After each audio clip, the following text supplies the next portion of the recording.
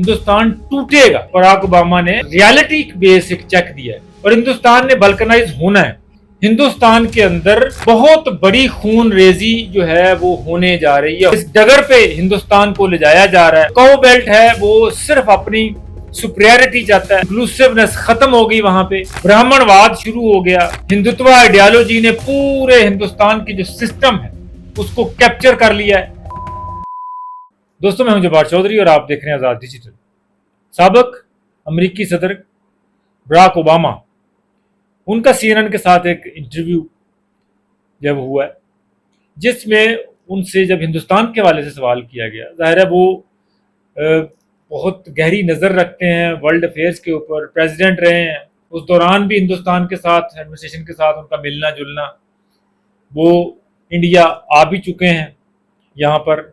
और जो हिंदुस्तान और अमेरिका के दरमियान जो नॉन न्यूक्लियर एक जो डील हुई थी, जो सिविल न्यूक्लियर डील जिसे कहते हैं, वो भी ओबामा के दौर में ही हुई थी। तो वो बहुत अच्छी तरह से हिंदुस्तान को कहने के जानते हैं। उनसे जब सवाल किया गया तो उन्होंने कहा कि जो वहाँ पर ह्यूमन राइट्स की वायलेशन के केसेस हैं, जो माइनॉरिटीज के इशू हैं, जो वहाँ पे हिंदुत्व आइडियोलॉजी जो है सबको काटने पीटने पे चल लगी हुई है, उनका जी कि इस रास्ते के ऊपर हिंदुस्तान जो है वो एक्सप्लोड होगा और उसके टुकड़े, हिंदुस्तान टूटेगा। ये बराक ओबामा ने कह लें कि जो रियलिटी बेस एक चेक दिया है कि हिंदुस्तान टूट जाएगा और हिंदुस्तान ने बल्कनाइज होना है। ये टाइम बहुत लंबे अरसे की गेम नहीं है। अब बराक ओबामा की जो गुफ्तगू है, इसको आप जो पाकिस्तान के सिक्योरिटी जराए ने गुज़श्ता हफ्ते एक जो असेसमेंट के बेस के ऊपर जो है ब्रीफिंग दी गई थी, जो मैं आपको उसकी खबर दे भी चुका हूं, जिसमें ये कहा गया था कि हिंदुस्तान के अंदर बहुत बड़ी खून रेजी जो है वो होने जा रही है, होगी। यहां तक बताया गया था कि जो गजा के अंदर जो खून रेजी हुई है उससे भी बड़ी खून रेजी हिंदुस्तान के अंदर होगी, होने जा रही है, क्योंकि वहां पर हालात जो है वो ऐसे पैदा कर दिए गए हैं। इस डगर पे हिंदुस्तान को ले जाया जा रहा है और जो काउ बेल्ट है वो सिर्फ अपनी सुपीरियरिटी चाहता है। इंक्लूसिवनेस खत्म हो गई, वहां पे ब्राह्मणवाद शुरू हो गया। हिंदुत्व आइडियोलॉजी ने पूरे हिंदुस्तान की जो सिस्टम है उसको कैप्चर कर लिया है।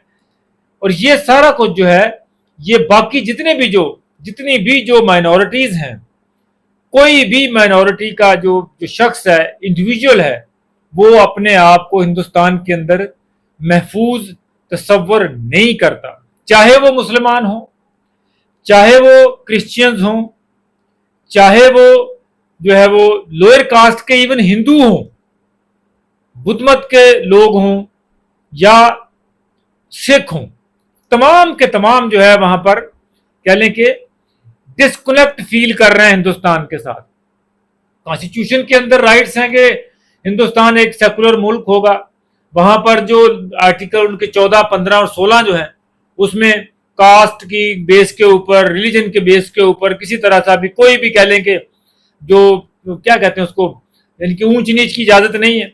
जात पात का सिस्टम कॉन्स्टिट्यूशन की हद तक तो खत्म किया है, लेकिन अमलन जो है वो दलितों को वहां पे क्या सूरत हाल है, जो लोअर कास्ट के लोग हैं, शेड्यूल कास्ट हैं, उनके साथ क्या सलूक होता है।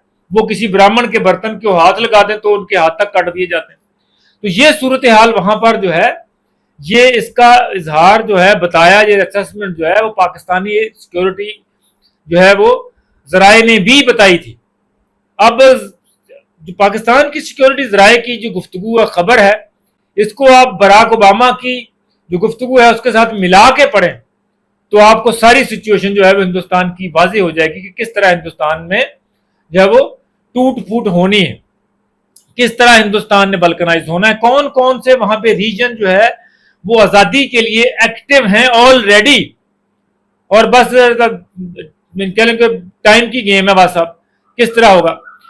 मैं जो आपको बता रहा हूं, जो जितनी आप स्टडी करें, जितनी आप इंफॉर्मेशन करें, चाहे उसमें लैंग्वेज बैरियर को ले लें, बेस ले लें, रिलीजन को बेस ले लें, या उसमें जो है वो एथनिसिटी को बेस ले लें, आपको हिंदुस्तान के अंदर जो है वो हिंदुस्तान के 9 टुकड़े होते हुए आपको वाज़े दिखाई दे रहे हैं।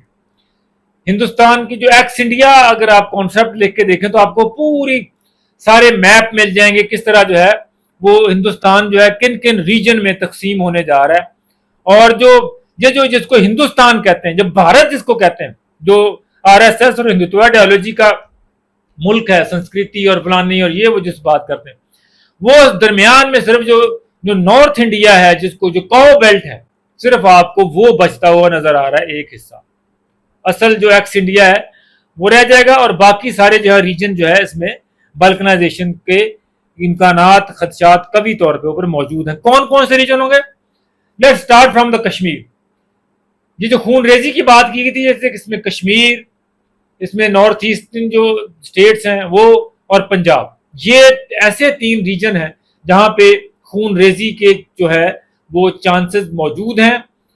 सतलुज फिल्म में आपने देखा कि वो जो उन्होंने सिर्फ जो 84 की जो खून रेजी दिखाई थी, जो तारीख बयान करने की, उसको भी गवारा नहीं किया और उसको भी पाबंदी लगाई और उसको ओटीटी तक से हटा दी, जिसमें कि जूरिस्डिक्शंस भी नहीं होती। सिनेमा के एक पूरा सिनेमा का सर्टिफिकेट उनको नहीं दिया और ओटीटी पर भी रिलीज करने की इजाजत नहीं दी गई। सतलुज सिर्फ अपनी हिस्ट्री को दिखाने के लिए। अब सोचें कि वो माइंडसेट जो है वो कहां तक जो है अपने लोगों की खून रेजी के लिए प्लानिंग किए बैठे। कश्मीर की स्ट्रगल आपको पता है, कश्मीर का पूरा रीजन जो है एक पूरा ये हिंदुस्तान से ये पूरा खित्ता अलग होना है कश्मीर, और इसके साथ आगे जो ऊपर जो आगे उत्तराखंड है वो दूसरे नंबर के ऊपर अगर आप चले जाएं, दूसरा हिस्सा तो उत्तराखंड और कुछ हिस्सा हिमाचल का भी, ये मिलके एक अलग रीजन, और मुमकिन है चीन के साथ, चीन इसके ऊपर जो है वो कब्जा कर। मैं हिंदुस्तान की बल्कनाइजेशन आपको बता रहा हूं, हिंदुस्तान का टूटना। तीसरा फिर खालिस्तान की मूवमेंट भी आपको पता है, पंजाब किस तरह अभी 84 के जो दंगे, उसके बाद फिर सतलुज फिल्म पे पाबंदी, और उसके बाद दोबारा एक नई लहर शुरू हुई है पंजाब के अंदर, नई लहर शुरू हुई है।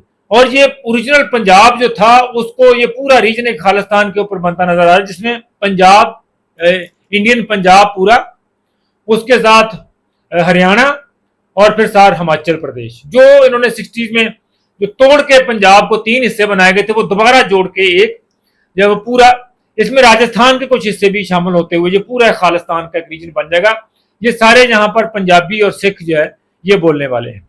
अब पांचवा आ जाए, पांचवा जो है वो फिर नॉर्थ ईस्टर्न स्टेट्स हैं इसकी, ये जो जिनको चिकन नेक कहते हैं, 7 सिस्टर स्टेट्स भी कहते हैं, जहां पर ज्यादा जो आबादी है वो क्रिश्चियंस की आबादी है, और वो भी जो है पूरी तरह तुले बैठे हैं। आपको मणिपुर के देख लिया, नागालैंड ऑलरेडी वहां पे जो है वो नागाज पूरी तरह अपने वो ऐलान भी कर चुके हैं, वो सारा हो गया।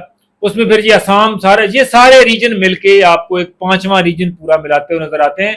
और इनकी जो कह लें कि जो टिल्ट थी वो फिर वो साथ, इनका फिर साथ पीछे म्यांमार की तरफ से भी चीजें लग जाती हैं और बांग्लादेश के साथ भी हो जाता है।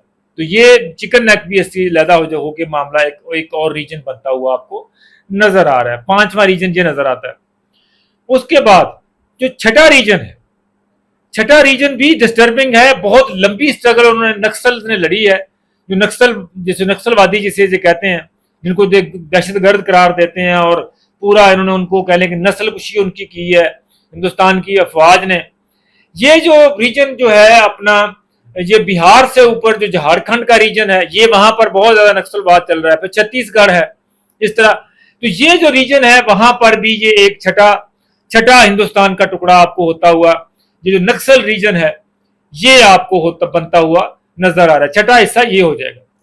7वां आ जाए, 7वां फिर जो साउथ इंडिया के रीजन हैं, इसमें जो तमिल रीजन इसे मानते हैं, जो तमिल सारे तमिलियंस हैं सारे, ये अपना एक अपना अलग से एक मुल्क बनाते हुए, एक अपना अलग रीजन जब बनाते हुए नजर आ रहे हैं। इसमें फिर आंध्र प्रदेश के भी हिस्से आ जाएंगे, केरला भी आ सकता है इसमें, इसके अंदर आ जाता है।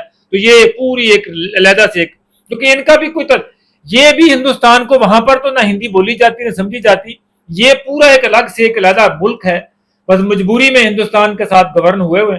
तो वहां पर ये भी जो ही हवा चलनी है, तो ये भी तमिल ने अपना तमिलियन बन के अपना साइड पे अलहदा हो जाए। उसके बाद आ जाए 8वां। अब 8वां बड़ा जबरदस्त है कि इसमें मराठे जो हैं वो शुरू से ही अपना एक अलग से तशख़्ख़ुस अपना रखते हैं। ये महाराष्ट्र का जो इलाका जिसमें मुंबई है, इसके साथ पूरी स्टेट है मराठा की, तो ये भी अपना एक जो ही ये मामला होगा, वहां पर भी अलग कल्चर है, अलग मामला, अलग उनकी लैंग्वेज है। उनका भी हिंदुस्तान बाकी चीजों से कोई खास ताल्लुक है नहीं, वो अपने तौर के ऊपर रहते हैं, पूरा मुंबई उनके पास है और वो सारी चीजें जो आगे हैं। तो ये वाला मराठा मामला जो है ये आ जाएगा। एक और भी हो सकता है कि जो बंगाल है, बंगाल ओरिजिनली में जाके दोबारा बांग्लादेश के साथ ये अपना जैसे उधर से आंध्र प्रदेश सॉरी जैसा उधर से उत्तराखंड जो है वो चाइना को उसके ऊपर ले सकता है, इस तरह बंगाल के ऊपर जो वेस्ट बंगाल है ये दोबारा बांग्लादेश का, ओरिजिनली बांग्लादेश का हिस्सा था। तो ये जब जब जब वहां पे कह लें कि जब डिवीजन शुरू हुई, जब तोड़फोड़ शुरू हुई, तो ये बंगाल है ये सारा एक ही जो कि लैंग्वेज है, एक ही तकरीबन ज्यादा रिलीजन भी, बहुत मुसलमान भी इधर रहते हैं बहुत सारे बंगाल के अंदर, तो वो सारा जो है वो बांग्लादेश के साथ भी जा सकता है, ये भी इसके चांसेस मौजूद है। उसके बाद फिर नवा हिस्सा जो है वो रहेगा, वो दिल्ली बच जाएगी, साथ यूपी बच जाएगा। तो ये जो काओ बेल्ट है जहां पे बहुत ज्यादा कह लें कि इनको हिंदुत्व का बहुत बड़ा कह लें कि चैंपियन है ये लोग, जिन्होंने ये योगी आदित्यनाथ जैसी ड्राइव चली यूपी के अंदर, फिर जहां मोदी जैसे कट्टरपंथी, फिर आरएसएस पूरा जो जान के चला सारा, इसके ये सारा मिलके फिर एक अपना जो इतना सारा रह जाएगा इनका, उसको जो हिंदुस्तान कह लें, उसको जो भारत कह लें, उसको जो मर्जी कह लें, अखंडता खुंडता वाला मामला तो ये इनके साथ जो है ना टूटता हुआ अभी नजर आ रहा है। ये अखंड भारत की बात करते थे, पाकिस्तान को इन्होंने क्या लेना है, कश्मीर को इन्होंने क्या लेना है, इनके अपने 9 टुकड़े होते हुए नविश्ता दीवार लोग पढ़ रहे हैं। बराक ओबामा जैसे जो जहांदीदा लोग हैं, जो प्रेसिडेंट रहे 2 मरतबा अमेरिका के, वो लिखा हुआ दीवार पे पढ़ के हमें इंटरव्यूज में बता रहे हैं कि जो स्टेटस इस वक्त वहां पे है ह्यूमन राइट्स का, रिलीजन, बाकी चीजों का, उसके अंदर आपको हिंदुस्तान टूटता हुआ नजर आ रहा है, बल्कनाइज होता हुआ नजर आ रहा है। इसके साथ पाकिस्तान की जो सिक्योरिटीज राय की जो ब्रीफिंग्स हैं, असेसमेंट्स हैं कि हिंदुस्तान के अंदर बहुत बड़े पैमाने के ऊपर खून रेजी होती नजर आ रही है।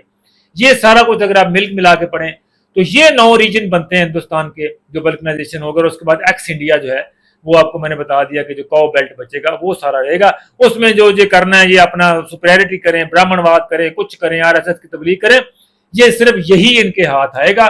बाकी तमाम रीजन में आग लगी हुई है, पंजाब से लेके कश्मीर और फिर नागा तक सारे जो है अपने अपने आजादी की जंग लड़ रहे हैं, लेकिन वो आहिस्ता आहिस्ता वो जबरदस्ती वाला कब्जा जो है वो छूटता हुआ हमें नजर आ रहा है।